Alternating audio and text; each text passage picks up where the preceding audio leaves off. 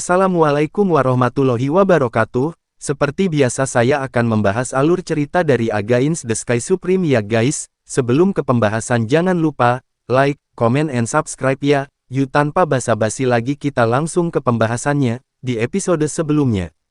Sebuah suara terdengar, yang tampaknya sangat keras pada saat ini. Saya bertaruh 8 miliar batu leluhur berkualitas tinggi, dan saya mempertaruhkan semua kekayaan saya pada Xiao Zhang.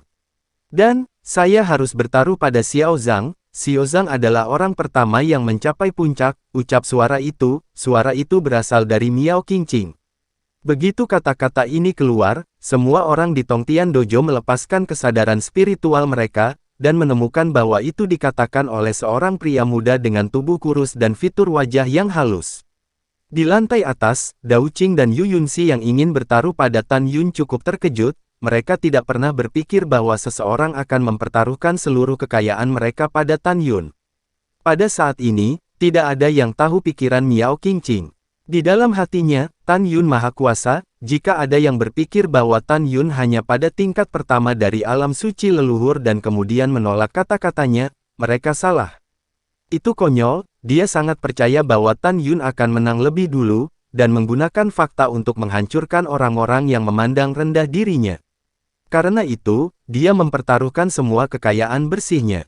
Hehehehe, Kaisar Shizu menatap Miao Qingqing, dan tersenyum ramah. Gadis kecil, kamu harus berpikir dua kali, ucap Kaisar Agung Shizu.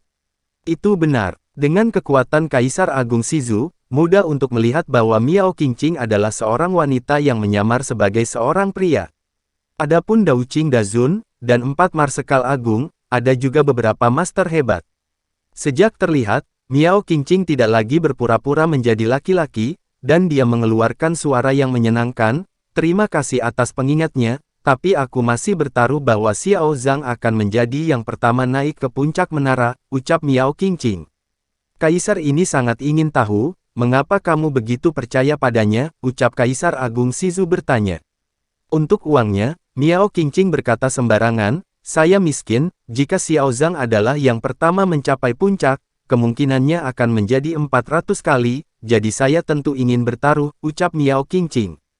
Hahaha, ini menarik, ucap Kaisar Shizu tersenyum dan berhenti berbicara. Dan Miao Qingqing terbang ke platform pertempuran Tongtian, dan setelah membayar 8 miliar batu leluhur kelas atas, dia terbang kembali ke kerumunan dan berkata pada dirinya sendiri, Tan Yun, ini semua milikku, jika kamu bukan yang pertama memimpin dan tidak menang, aku dan kamu belum selesai, ucap Miao Qingqing. Miao Qingqing berdoa pada dirinya sendiri, Tan Yun akan menjadi orang pertama yang mencapai puncak. Di lantai atas, Yu Yunxi yang sedang duduk di kursi, memandang Helian Mengde, bibir merahnya terbuka ringan, dan suara surga terdengar, pemuja agung, Xiao Zhang memberitahu putri ini kemarin bahwa jika seseorang membuka permainan judi, dia akan membiarkan putri ini menggantikan membuat taruhan. Putri ini bertaruh 300 miliar batu leluhur berkualitas tinggi atas nama Xiao Zhang, ucap Yu Yunxi. Begitu kata-kata ini keluar, penonton terkejut. Putri ketujuh sebenarnya mewakili Xiao Zhang dan bertaruh 300 miliar untuk Xiao Zhang.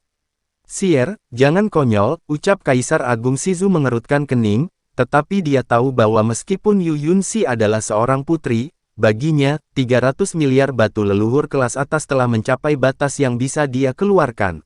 Bagaimanapun, dia bukan seorang pangeran, dan pangeran memiliki banyak cara untuk mendapatkan batu leluhur berkualitas tinggi dan kekayaan mereka luar biasa. Ayah, putri tidak main-main, ucap Yu Yunxi tersenyum dan menatap Guan Feng di Tongtian Dojo, pengasuh, kembali ke mansion untuk mengambilnya, ucap Yu Yunxi. Baik sang putri, ucap Guan Feng terbang menjauh dari Tongtian Dojo. Yu Yunxi menatap prajurit ilahi yang bertanggung jawab untuk merekam di tahap pertempuran Tongtian, dan berkata dengan ringan, Xiao Zhang bertaruh 300 miliar batu leluhur berkualitas tinggi, bertaruh pada dia sendiri bisa menjadi yang pertama mencapai puncak, dan putri ini akan mengisi kembali batu leluhur tingkat atas nanti, ucap Yu Yunxi. Bawahan patuh, setelah seorang prajurit ilahi menerima perintah, dia mencatatnya. Pada saat ini, Dao Qing memandang Helian ke samping sambil tersenyum, dan berkata, murid saya bertaruh 300 miliar untuk Xiao Zhang, jadi jika saya sebagai seorang guru bertaruh terlalu sedikit, bukankah itu tidak ada artinya, ucap Daoqin. Saudara Daoqing, silakan, Helian Mengde menangkupkan tangannya dan berkata, Saudara Daoqing, tidak peduli berapa banyak Anda bertaruh, pemuja besar ini sudah cukup untuk membayar, ucap Helian Mengde. Seperti yang dikatakan Helian Mengde, jumlah batu leluhur berkualitas tinggi yang belum dipertaruhkan hari ini setinggi 1 triliun, bahkan jika Daoqing Daozun bertaruh 1 triliun batu leluhur berkualitas tinggi, itu bukan apa-apa untuk dirinya sendiri. Daoqing mengerutkan kening, dan segera setelah melihat jumlah total taruhan di layar batu giok mencapai 111 triliun, dia menyampaikan suara kepada Yu Yunxi tanpa menunjukkan ekspresi apapun, Sier, bisakah Yuner melakukannya pada akhirnya, ucap Daoqing lewat transmisi suara. Yu Yunxi berkata, Guru, saya percaya pada Tan Yun, ucap Yu Yunxi. Oke, kalau begitu saya percaya pada Anda sebagai guru. Kali ini saya ingin membiarkan orang tua ini kehilangan sakit hati, ucap Daoqing. Setelah transmisi suara, Daoqing Dazun mendapat up, dia membungkuk kepada Kaisar Agung Shizu dan berkata, Kaisar, aku akan kembali, aku pergi sebentar, ucap Daoqing. Detik berikutnya, dia muncul di langit di atas istana dan meraih Guan Feng, dewa ini akan membawamu naik, ucap Daoqing.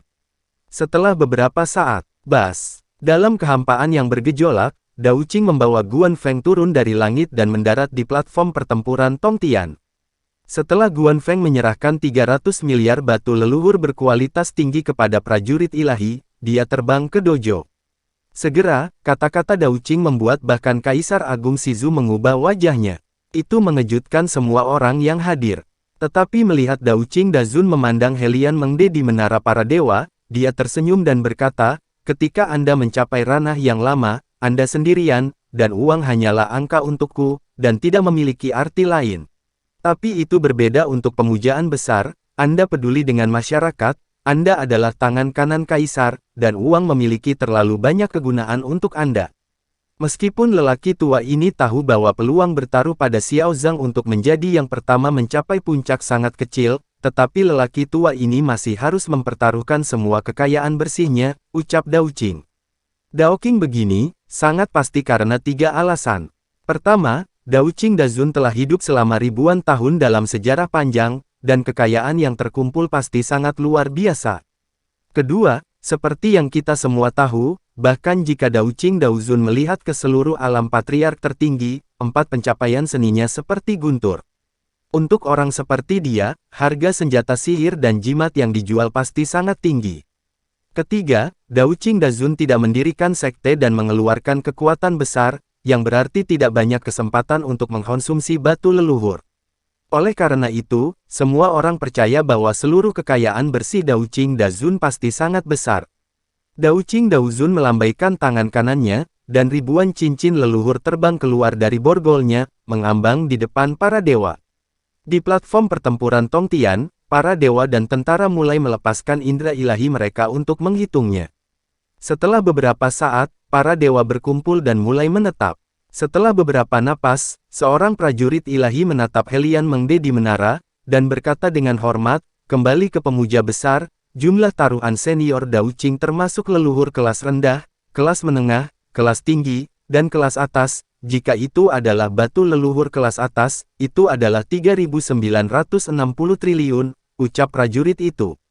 Mendengar ini, Kaisar Agung Shizu terkejut, dan dia mentransmisikan suara ke Helian Mengde, saya tidak menyadarinya, bahwa dia memiliki kekayaan yang mengerikan, tetapi jumlah total pajak saya selama 3.000 tahun, hahaha, ucap Kaisar Agung Shizu tertawa dalam hatinya, dan berkata melalui transmisi suara, pemujaan besar, dia memberi kita uang, ucap Kaisar Agung.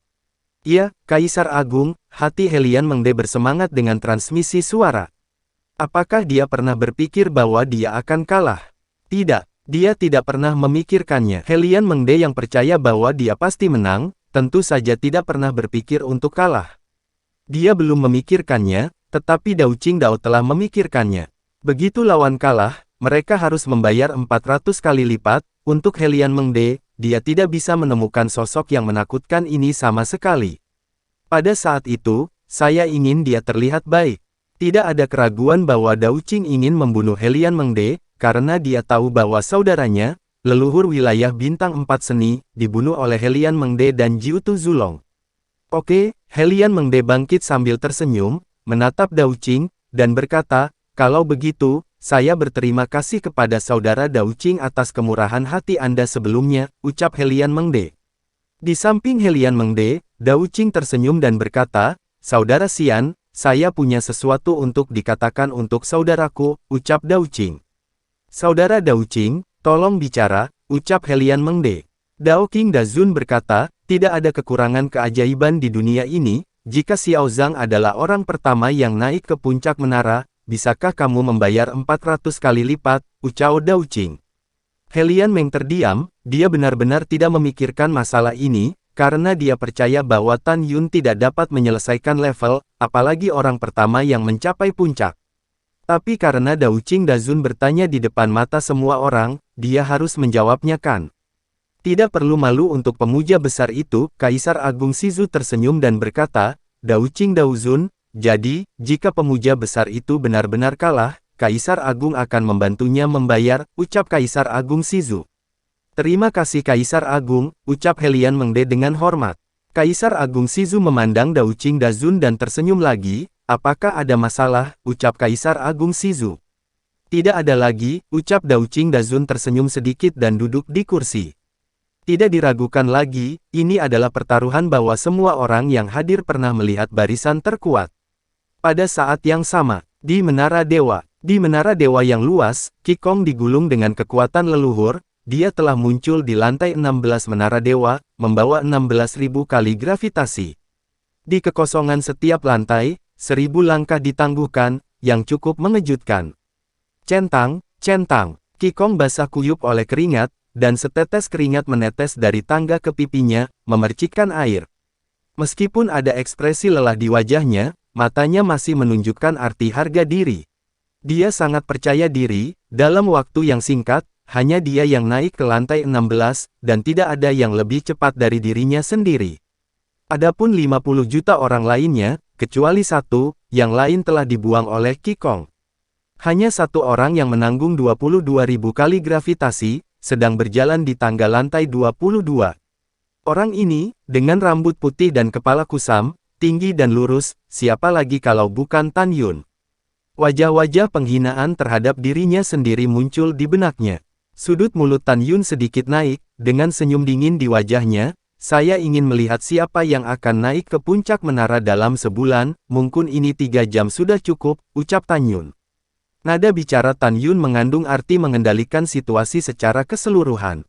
Boom! Dalam sekejap, Tan Yun menggunakan tubuh hegemoni Hongmeng, dan ukurannya tiba-tiba melonjak hingga 80.000 kaki. Itu benar, 80.000 kaki ini juga merupakan perubahan setelah tubuh hegemoni Hongmeng Tan Yun dipromosikan ke tahap awal Ancestral Sein Rank.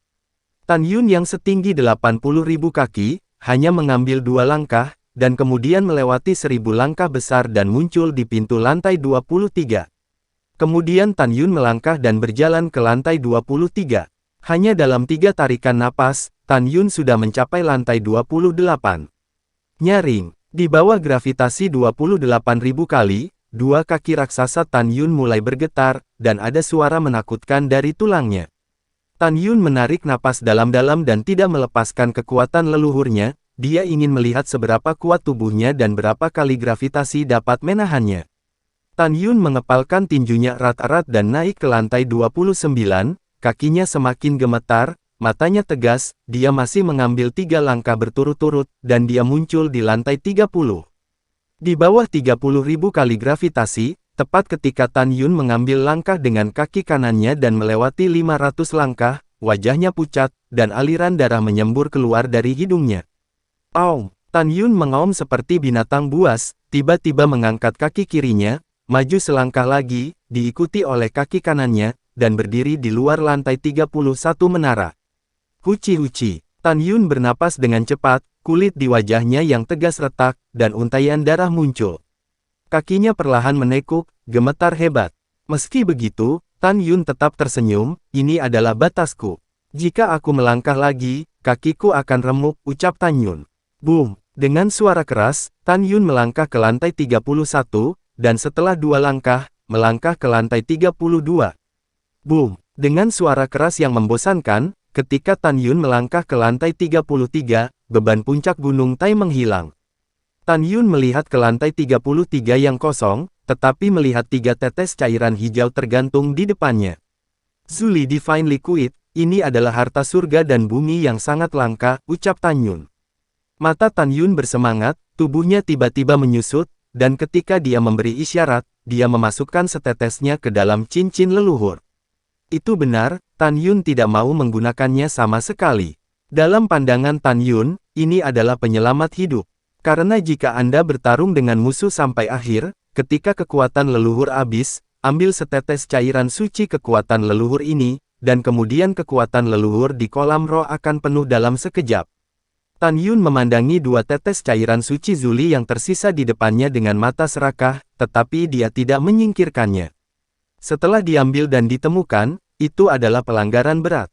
Tan Yun dengan marah mengalihkan pandangannya dari 2 tetes Zuli Divine Liquid, melayang ke udara, dan terbang menuju lantai 34 tanpa tergesa-gesa. Pada saat yang sama, Tan Yun dapat melihat dari 3 tetes cairan suci Zuli di menara lantai 33 bahwa dia adalah orang pertama yang memanjat lantai 33, seperti yang dia pikirkan. Wosh! Tan Yun mendarat di luar gerbang menara lantai 34, dan suara Helian Mengde bergema di benaknya, di lantai 34 adalah formasi imajiner di luar dunia, yang akan membuatmu tidak bisa melepaskan dirimu.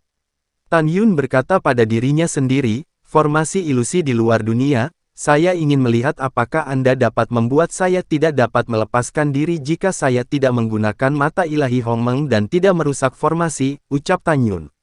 Untuk Tan Yun, dia hanya perlu menggunakan mata ilahi surgawi, Tan Yun dapat melihat melalui susunan ilusi dan dengan lancar melewati lantai 34. Atau Tan Yun menggunakan teknik pemurnian puncak untuk menghancurkan ilusi dunia, dan kemudian berhasil melewati level tersebut. Namun, dia ingin melihat apa itu ilusi luar angkasa.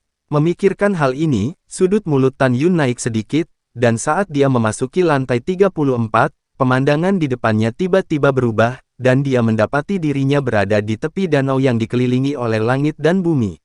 Di belakangnya adalah keindahan bunga persik yang mekar penuh dan kelopak yang berjatuhan. Sungai kincing, danau dan ombak biru, dan surga di belakang mereka, semuanya luar biasa tenang dan indah. Formasi ilusi di luar dunia, Tan Yun berkata pada dirinya sendiri, meskipun pemandangannya indah, itu tidak cukup untuk membuatku kehilangan diriku sendiri, ucap Tan Yun. Tan Yun, tiba-tiba suara datang ke telinga Tan Yun. Mendengar suara wanita yang dikenalnya ini, Tan Yun bergidik, dan matanya langsung menjadi basah.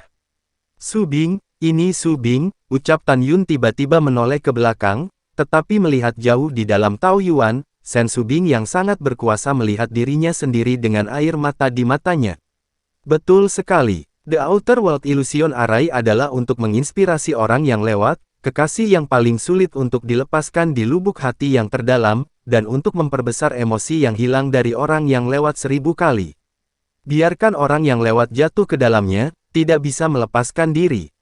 Setelah Anda kehilangan diri sendiri, Anda tidak akan bisa bangun lagi kecuali Helian Mengde melucuti formasi ini. Apakah ini benar-benar kamu suami? Air mata Sen Su Bing menetes dan dia menangis. Sudah ribuan tahun, mengapa kamu datang kepadaku sekarang? Ucap Sen Su Bing. Melihat penampilan Sen Su Bing yang sedih, Tan Yun berkata seperti pisau yang dipelintir, bintang-bintang penuh dengan air mata. Dia menyalahkan dirinya sendiri. Dia bersalah. Meskipun dia tahu bahwa Sen Su Bing di depannya adalah ilusi dan palsu, dia masih enggan untuk bangun. Karena dia sangat mencintai Su Bing dan sangat merindukannya. Maafkan aku benar-benar minta maaf, ucap Tan Yun berjalan menuju Sen Su Bing dengan air mata berlinang. Ketika Tan Yun datang ke Sen Su Bing yang terisak, dia mengangkat tangan kanannya, dan ketika dia ingin menyentuh pipi Sen Su Bing, tangan kanannya berhenti. Dia takut jika dia menyentuhnya, dia akan menghilang. Suamiku, aku sangat merindukanmu. Saat Sen Su Bing jatuh ke pelukan Tan Yun sambil menangis, mata Tan Yun melebar.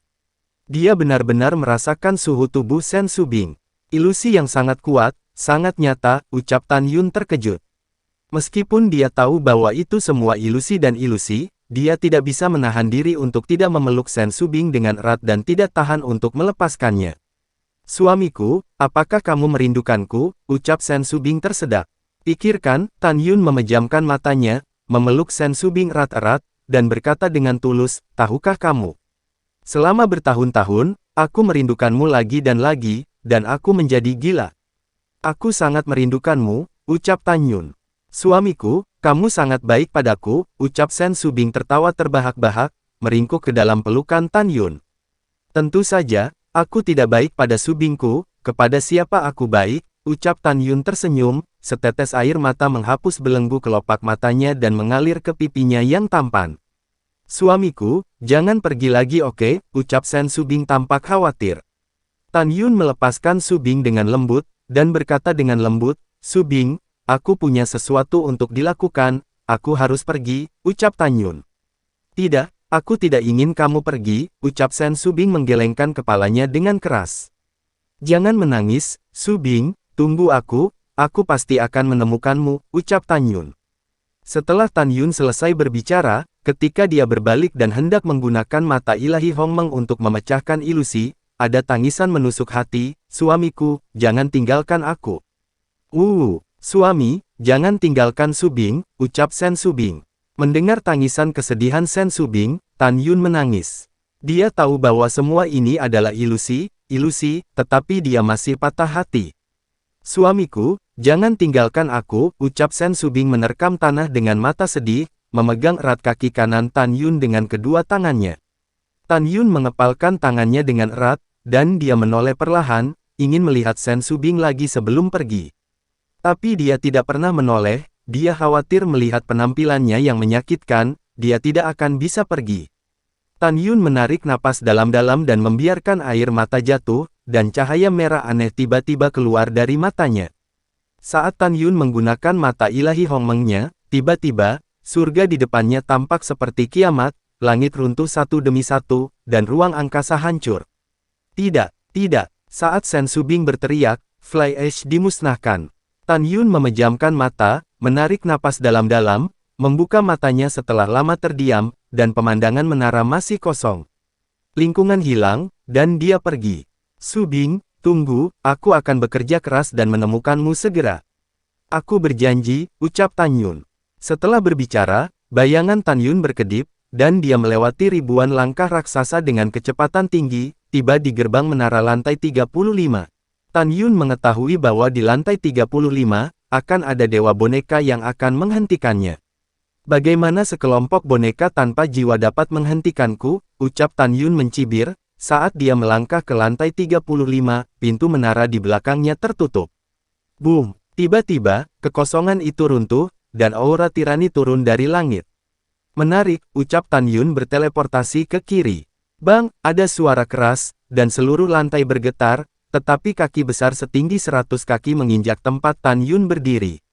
Tan Yun mendongak dan menemukan boneka berbentuk manusia dengan ketinggian lebih dari 1.800 kaki, memancarkan napas tingkat ke-9 dari alam suci leluhur, dengan cahaya hijau samar menyala di matanya, menatap dirinya sendiri. Haha, Tan Yun tersenyum mencemooh. Bas! Kehampaan bergetar hebat, dan boneka raksasa itu melompat, seperti binatang buas yang menghancurkan kekosongan dan terbang menuju Tan Yun. Keluar, ucap Tan Yun tidak mundur, tetapi maju, berlari cepat, melompat tiba-tiba, kekuatan-kekuatan primordial berputar di sekitar kaki kanannya, dan cambuk kaki kanannya mengenai kepala boneka dengan kejam. Bang crash! Segera, kepala besar boneka itu meledak, dan tubuh tanpa kepala itu jatuh puluhan ribu kaki jauhnya. Di sisi lain, Tan Yun mundur 100 meter dan berhenti. Itu di luar kekuatanmu sendiri, ucap Tan Yun mencibir dan hendak berjalan menuju lantai 36 ketika badai tiba-tiba melonjak di atas kepalanya, dan gerbang besar 100.000 kaki muncul. Wosh wosh! Pada saat berikutnya, sosok setinggi ribuan meter terbang keluar dari gerbang raksasa dengan aura kekerasan dan tersebar di sekitar Tan Yun. Dalam sekejap, itu berubah menjadi 36 boneka raksasa tingkat ke-9 dari alam suci leluhur. 36 boneka raksasa mengepalkan tinjunya, dan 2 di antaranya terbunuh ke arah Tan Yun. Tubuh hegemoni Hongmeng. Retakan ruang besar muncul dalam keterkejutan kekosongan, dan ukuran tubuh Tan Yun melonjak hingga 80.000 kaki.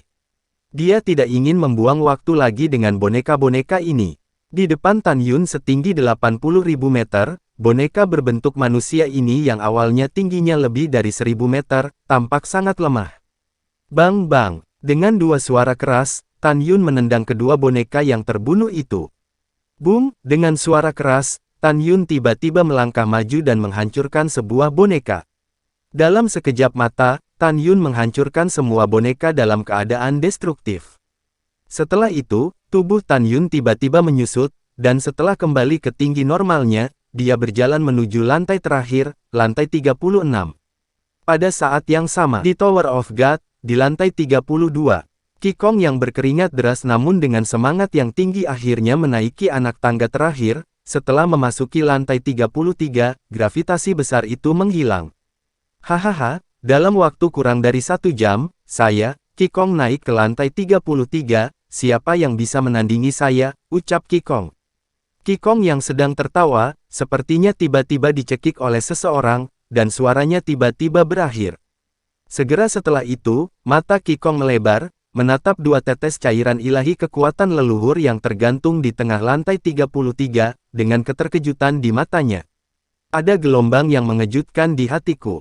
Satu tetes Zuli Divine Liquid hilang. Bagaimana ini bisa terjadi? Siapa itu? Siapa yang sebenarnya naik ke lantai 33 dalam waktu yang lebih singkat daripada aku? Ucap Qi-Gong terkejut, ini adalah sesuatu yang tidak dia harapkan sama sekali. Tidak, saya, Qi-Gong adalah yang terbaik, dan tidak ada yang ingin mencapai puncak sebelum saya, ucap Qi-Gong menahan keterkejutan di hatinya. Dia ingin menyingkirkan setetes Zuli Divine Liquid dan menyimpannya untuk digunakan di masa depan. Cairan lisen diambil ke tangannya. Setelah menelan cairan leluhur di mulutnya, dalam sekejap, 30% dari kekuatan leluhur yang dikonsumsi di kolam Qi-Gong Ling dipulihkan. Wosh! Dia berubah menjadi seberkas cahaya, dan terbang ke lantai 34 dengan kecepatan tinggi. Begitu Qi-Gong maju selangkah, 8 pemuda dengan sikap luar biasa terbang ke lantai 33. Di antara mereka adalah putra tertua ke Huang dan putra kedua ke Gu dari Grand Marshal Nanzhen. Di antara 6 orang lainnya, kecuali seorang pria muda berjubah hijau yang berpakaian sederhana, 5 lainnya berpakaian bagus dan tampaknya kaya atau mahal. Ketika 8 orang melihat bahwa hanya ada setetes Zuli Divine Liquid yang tersisa di lantai 33, mereka terkejut. 8 orang tidak menyangka bahwa 2 orang telah meraih di depan mereka sendiri dan yang lainnya. Kakak, ambil itu. Saat Ke Gu mengirim transmisi suara ke Huang, dia dengan cepat menyapu satu-satunya tetes cairan suci Zuli yang tersisa di lantai 33. Swiss. Hampir pada saat yang sama, 7 orang bersama Ke Huang berubah menjadi 7 sinar cahaya, semuanya berusaha bersaing untuk mendapatkan tetes terakhir cairan Divine kekuatan leluhur. Tepat ketika Ke Gu muncul di depan Zuli Divine Liquid, sinar cahaya bahkan lebih cepat, menyapu Zuli Divine Liquid, dan Zuli Divine Liquid menghilang. Ini sangat cepat, sebenarnya sedikit lebih cepat dariku, ucap Ke Gu tampak terkejut. Begitu juga 6 lainnya, mereka terkejut. Lalu setelah itu, bagaimanakah kelanjutan ceritanya? Next di episode berikutnya ya. Wassalamualaikum warahmatullahi wabarakatuh.